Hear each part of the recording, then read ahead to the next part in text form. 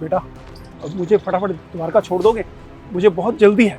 अरे अंकल जी कैसे लेकर जाऊँ, सवारी पहले हैं। आप मेरे से जितना मर्जी किराया ले लेना, मगर मुझे छोड़ दो, मुझे बहुत जल्दी है। देखिए अंकल जी, डबल किराए का लालच मत दीजिए आप।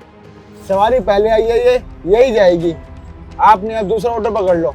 बेटा मैं डबल किराया देने को भी तैयार हूँ, बस छोड़ दो ना मुझे प्लीज़। अंकल जी अगर बहुत पैसा है ना आपके पास तो दूसरा ऑटो पकड़ लो। इतने पैसे में हर कोई चलने के लिए तैयार हो जाएगा। अरे ये क्या बात कर रहे हैं अंकल, आपको कैसे जाने दूं? देखो मैं पहले ही लेट हो रही हूँ, मुझे जाने दीजिए आप। बेटा मेरे पास गाड़ी भी है, बट मुझे चलानी नहीं आती, ड्राइवर है नहीं। मैं तुम्हारे आगे हाथ जोड़ता हूँ बेटा, मुझे जाने दो। अंकल एक बात बताइए, आज ना मेरा इंटरव्यू है और मैं इंटरव्यू वाले दिन लेट जाऊंगी तो कैसे चलेगा?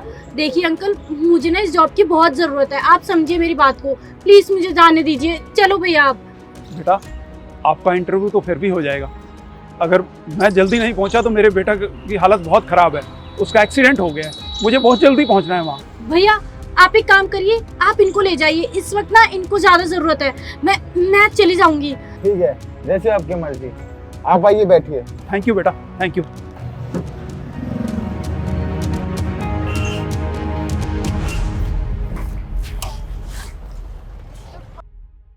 यार मैं लेट हो गई हूँ, क्या करूँ? कहाँ जा रहे हो? भैया मेरा ना इंटरव्यू है अंदर, प्लीज़ मुझे जाने दीजिए, मैं लेट हो चुकी हूँ। 2.5 घंटे लेट हो, 2.5 घंटे, इससे ज़्यादा और लेट बर्दाश्त नहीं करेंगे।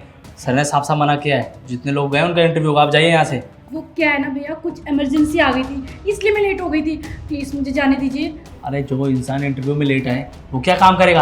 आप जैसे लोगों के लिए यहाँ कोई जगह नहीं, निकले यहाँ से। भैया मेरी बात सुनिए, अंदर ना मेरी फ्रेंड है, उसके पास मेरे डॉक्यूमेंट्स है, वो मेरा वेट कर रही है, प्लीज़ मुझे अंदर जाने दीजिए ना। देखिए कोई फ़ायदा नहीं, सर वैसे भी आपको नौकरी पे नहीं रखने वाले। सर टाइम के बहुत पंचुअल हैं और आप 2-2.5 घंटे लेट आए हो।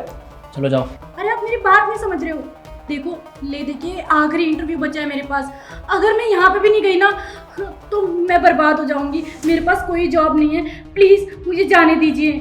मुझे कुछ नहीं सुनना, आप जाइए और ज़्यादा हो तो वहाँ जाकर वेट करिए, लेकिन यहाँ पे ना रास्ते में डिस्टर्ब मत करिए। और भी लोग आ जा रहे हैं, आपकी वजह से परेशानी नहीं सहेंगे हम। भैया ऐसे कैसे जाऊँ मैं इंटरव्यू दे के जाऊंगी।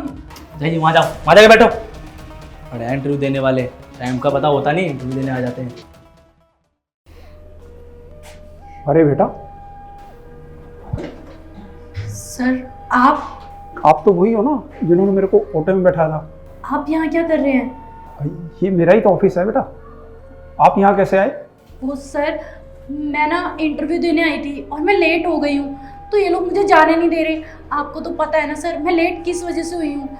आपको ऑटो दिया था ना, उसके बाद मुझे कोई ऑटो वाला वहाँ पर मिला ही नहीं, इसलिए मुझे पैदल आना पड़ा और इस चक्कर में मैं और लेट हो गई और ये मेरी बात समझ ही नहीं रहे हैं।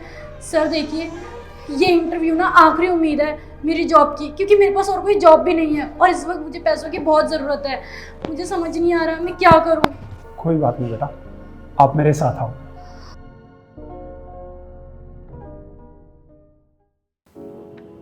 एकेडमिक लेवल देखें तो आपका बहुत इंटेलिजेंट हो, और सबसे बड़ी बात जो है वो ये कि एकेडमिक क्वालिफिकेशन के अलावा इंसानियत में आप बहुत अच्छे हो।